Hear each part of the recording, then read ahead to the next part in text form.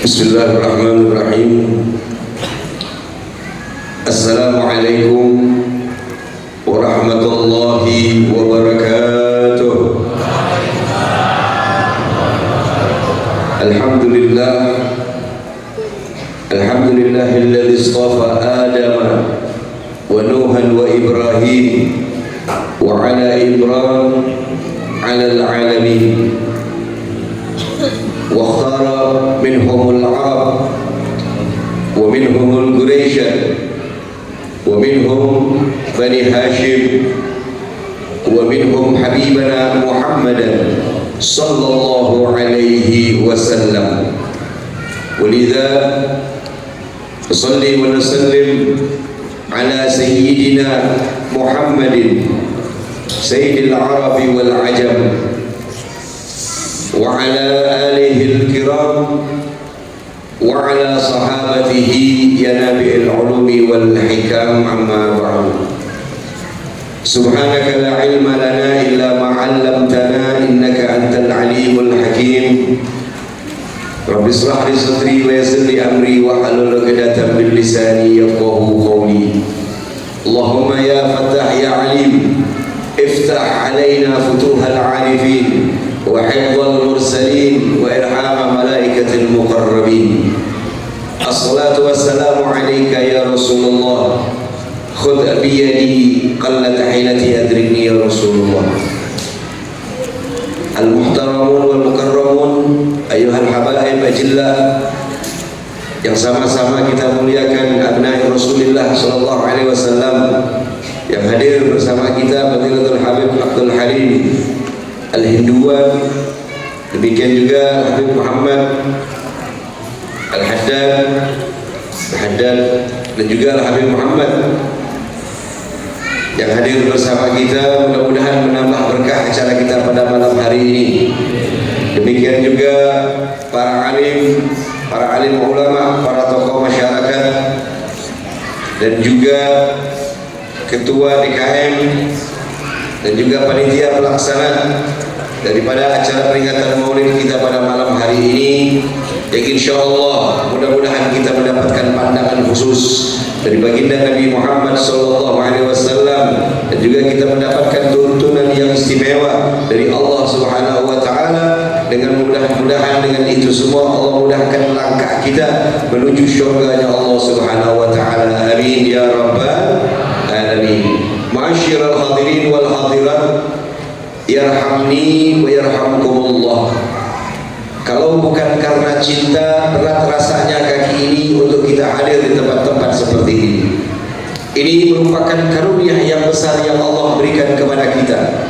Maka wajib, harus bagi seorang muslim untuk mensyukuri daripada nikmatnya kita diberi rahmat yang terbesar, yaitu dilahirkannya baginda Nabi Muhammad sallallahu alaihi wasallam. Kalau bukan karena baginda Nabi, apalah artinya kita ini? Kalau bukan karena baginda Nabi, mungkin kita ini adalah orang-orang yang sangat dan paling jauh dari Allah Subhanahu wa taala. Oleh karena dilahirkan beliau menuntun kita, yang dulu kita berada di tempat jurang yang paling terhina, kita dibawa oleh baginda Nabi ke jalan yang terang benderang, yaitu jalan yang menuju Allah Subhanahu wa taala. Alhamdulillah. Maka dari itu salawat salam tak lupa kita haturkan kepada junjungan kita Nabi besar Muhammad sallallahu alaihi wasallam beserta keluarga, para sahabat, para tabi'in, dan tentu kepada umatnya yang berpegang teguh pada ajaran baginda Nabi Muhammad sallallahu alaihi wasallam. Ma'asyiral hadirin, bapak-bapak, ibu-ibu yang dimuliakan oleh Allah, kita berkumpul pada malam hari ini. Insya Allah ini akan menjadi saksi. Tempat yang kita duduki ini akan menjadi saksi ketika kita dihadapkan kepada Allah Subhanahu wa Ta'ala.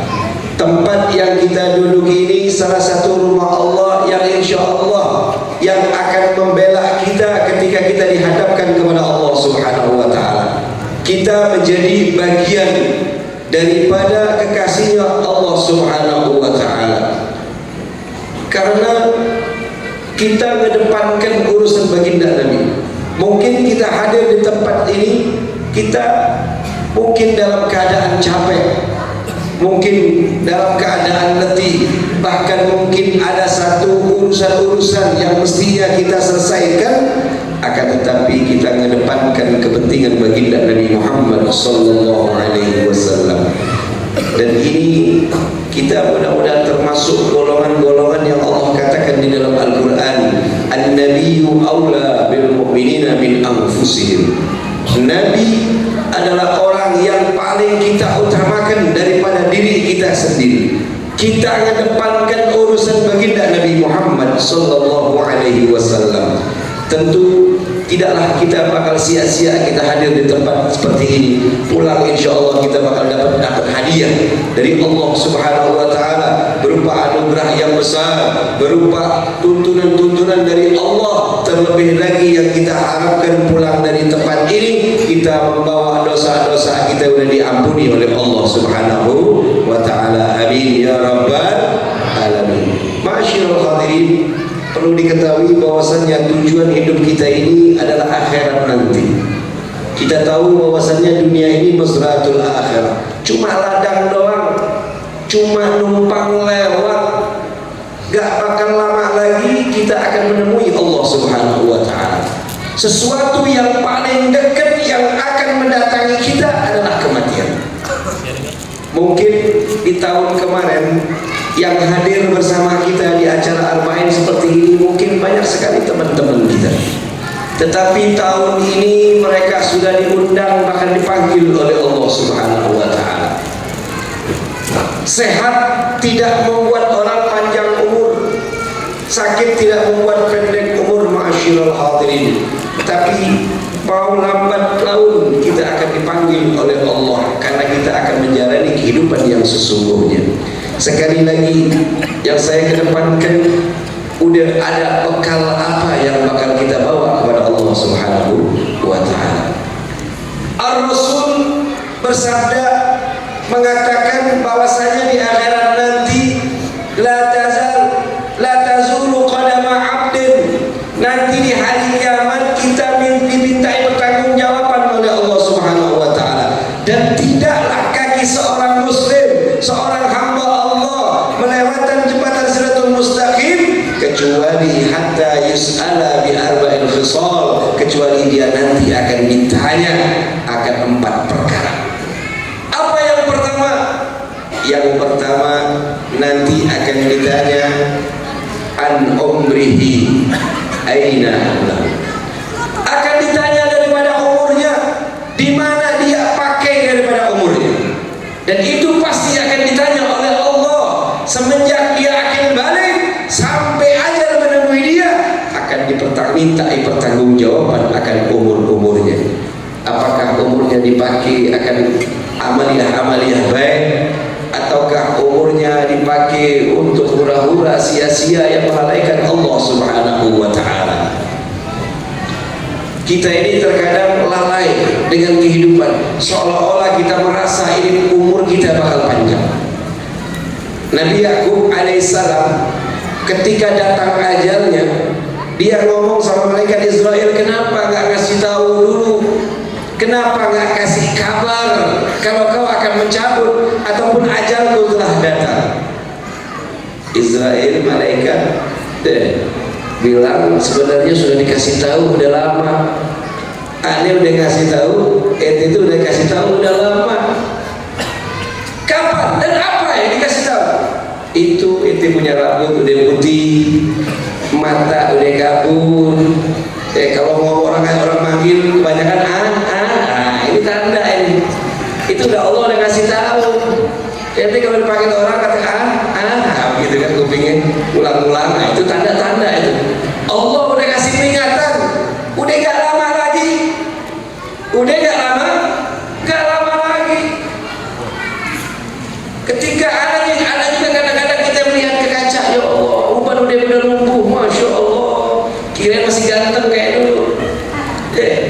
pede aja lagi kan, pas lihat kaca, ya Allah masih ganteng udah rupanya. Jadi kita nggak tahu umur, tapi Allah udah kasih peringatan gak lama lagi. Oh itu udah 40 berarti, umur Nabi 60 berarti 20 tahun lagi kan. Kita jalanin begitu cepatnya berjalannya waktu dunia ini, umur gak ada yang tahu, betul tidak? Mungkin pulang dari sini antum duluan, Habibnya nanti, kita nggak tahu. Yang namanya umur begitu ya Bu? Atau kita balik ya, Habib nanti, ente duluan gitu kan. Tapi kita doakan mudah-mudahan kita semua yang hadir ini panjang umur, amin. Nabi mengatakan khairukum man tala umruhu wa hasuna amaluhu. Sebaik-baiknya orang di antara kalian itu yang umurnya panjang, umurnya panjang, tapi amal baiknya banyak. Ngapain umur panjang kalau cuma membanyakin dosa? Buat apa umur panjang kalau jadi raja maksiat? Enak mati buru-buru, ahsan juga orang seperti itu. Ya lama-lama menuin dunia doang, bikin pusing. Yang benar itu umur panjang, amal baiknya panjang. Nah itu yang kita pikirkan. Sudah amal apa, umur kita udah dipakai apa? Yang kedua, kata baginda Nabi, kalau sudah nanti di akhirat tidak akan kita melewati jembatan Shiratal Mustaqim kecuali kita akan ditanya apa? An umri, an syababihi, daripada waktu mudanya. Fima ablah, dengan apa dia menjalankan memakai waktu mudanya? Apakah dengan hura-hura, asik-asik, nongkrong? Ini kadang-kadang udah tua mau sadar gitu, syukur-syukur sadar. Berapa banyak anak-anak yang umurnya 40 tahun baru belajar Al-Quran. Anak-anak 40 tahun di Pakotan baru belajar Al-Quran. Terus 40 tahun kemarin kemana gitu? Waktu mudanya dipakai hura-hura, sibuk dengan urusan dunia, sehingga baru sadar bentar lagi akan menghadap kepada Allah Subhanahu wa taala. Syukur-syukur Allah memberikan hidayah, Allah memberikan taufik, masih kembali kepada Allah. Kalau enggak lewat gitu, enggak bisa ngulang lagi, enggak bisa nawar. Israel datang enggak bisa ditawar. Itu mau kasih fulus, digabung itu sama malaikat Israel, enggak bisa disogok. Kalau udah waktunya udah datang. Malik bin Dinar ini seorang kaya raya. Malik bin Dinar, dia tahu artinya. Malik itu raja, dinar itu duit, raja bin duit dia orang. Dinar kan duit. Ini luar biasa, tajir melintir nih orang. Hidupnya boya-boya awalnya, pesta terus. Akhirnya satu ketika dia ngadain pesta, ada anak kecil, ada pengemis datang ke rumahnya. Ditanya, dijaga apa orang, ditanya itu mau mana? Saya mau nemuin siapa yang punya tuan rumah ini. Oh ini yang punyanya Malik bin Dinar, itu nggak kenal.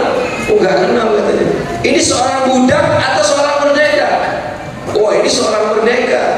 Dijawab iya, kalau orang merdeka pasti bisa poya-poya ya. Tapi kalau seorang hamba, seorang budak, seorang hamba, pasti kerjaannya nggak begini, pasti taat kepada Allah. Sampaikan kepada Malik bin Dinar, disampaikan.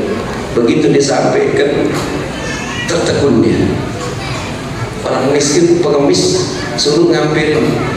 Akhirnya mikir malamnya tidur. Akhirnya dia tidur malamnya mimpi dikebukin malaikat, dibimbing masuk ke dalam api neraka. Ya Allah, begitu bangun dia tobat kepada Allah Subhanahu wa taala. Dia sedekahkan hartanya, dia belajar di jalan Allah Subhanahu wa taala, menjadi orang yang saleh, menjadi orang yang terkenal di dalam Islam. Malik bin Dinar.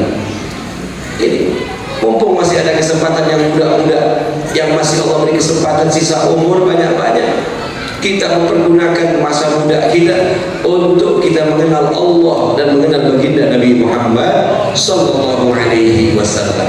Yang ketiga, kata baginda Nabi, nanti di akhirat sebelum melewati jembatan Shiratal Mustaqim kita akan ditanya tentang ilmu kita. Apa yang kita lakukan dengan ilmu kita? Apakah kita mencerdaskan anak bangsa, mencerdaskan orang-orang muslim, atau ilmu kita gunakan untuk membodohi umat, untuk mengajak umat, menipu umat. Karena ini yang terjadi banyak macam-macamnya. Orang punya ilmu itu nggak jaminan orang itu dekat sama Allah atau tidak. Yang bikin dekat sama Allah itu adalah keberkahan ilmu tersebut. Kita tahu sejarahnya iblis yang bernama Azazil itu bukan makhluk bodoh, makhluk yang pintar.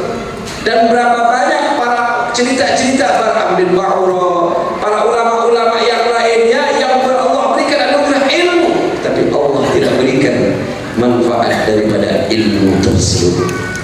Nah, ini yang kita harapkan. Ilmu ini sangat berhubungan dengan guru, masyaallah hadirin.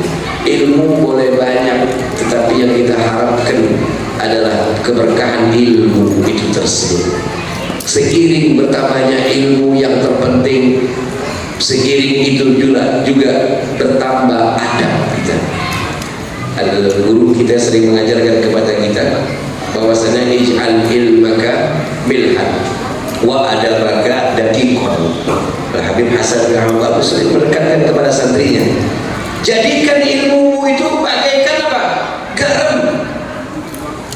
Dan adabmu, akhlakmu bagaikan tepung. Kita kalau mau bikin roti, yang dibanyakin apa? Tepungnya, garam secukupnya. Sama aja. Gendum 1 kilo, garam 1 kilo, insya Allah ada rasanya. Dibuang itu roti. Yang terbaik itu gendumnya banyak 1 kilo, itunya paling 1 sendok teh garamnya. Ilmunya sedikit, tapi akhlak adab yang dikedepankan. Dan inilah ilmu-ilmu yang akan membawa di dalam keridhaan Allah Subhanahu wa ta'ala. Yang terakhir, kata baginda Nabi, nanti di akhirat sebelum melewati jabatan Siratal Mustaqim akan ditanya apa? An malihi, yaitu daripada hartanya. Hartanya dari mana dia dapat dan untuk apa dia belanjakan. Ini beda kalau harta. Kalau yang tadi ditanya cuma satu, buat apa, buat apa, buat apa. Tetapi khusus harta ini 2 ditanya, dapat dari mana dan dibelanjakan untuk apa. Jadi ini sangat menentukan. Harta ini kadang-kadang orang dapatnya baik, masya Allah, dengan cara yang benar, yang halal, tapi dibelanjakan dengan yang haram. Ini nggak benar juga ujungnya. Atau kebalikannya, harta dapat nggak beres, dapat korupsi, dapat maling, tapi dibelanjakan yang halal. Bahkan lebih parah lagi, disumbangkan ke masjid, diberikan kepada anak-anak yatim, dapat korupsi, dapat maling. Ini ngajak dosa berjamaah namanya. Ngajak dosa berjamaah. Alasannya apa? Buat bersihin. Ya Allah, bersihin harta gak gitu juga kali. Dicuci kali ya, pakai rinso biar bersih. Itu yang benar kali. Kalau kita sedekahkan khususnya ke tempat ibadah, ya Allah, kesian yang mau ibadah kepada Allah tidak akan diterima oleh Allah Subhanahu wa ta'ala. Al-Habib Abdullah bin Alawi Al-Haddad itu dalam kitab Risalatul Mu'awanah itu menjelaskan tentang barang-barang haram. Kalau ada orang ibadah pakai baju, anggap baju itu harganya 100.000, dia beli ada uang 90.000, kurang 10.000 dia ngambil punya orang, dia maling. Artinya 90.000-nya halal, 10.000-nya haram. Dia belikan baju, sholatnya udah gak diterima oleh Allah Subhanahu wa ta'ala. Padahal cuma 10%. Jadi pengaruh kesian. Nah, ini yang perlu kita perhatikan. Iktisab halal, nyarinya benar-benar. Kenapa? Karena ini bakal kita berikan kepada keluarga-keluarga ini. Al-ulama di dalam kitab Ihya Ulumuddin itu diceritakan bahwasanya orang yang makan makanan haram, ini karena pengaruh loh makanan haram. Orang yang makan makanan haram, mau tidak mau, suka tidak suka, dia punya jasa pasti akan bermaksiat kepada Allah. Otomatis tidak bisa dicegah. Ketika kita masukkan barang haram, kita asup ke dalam tubuh kita, pasti jasa kita akan bermaksiat kepada Allah. Hati-hati, hati-hati. Makanya perlu juga kita pikirkan kenapa kita berat untuk ibadah kepada Allah.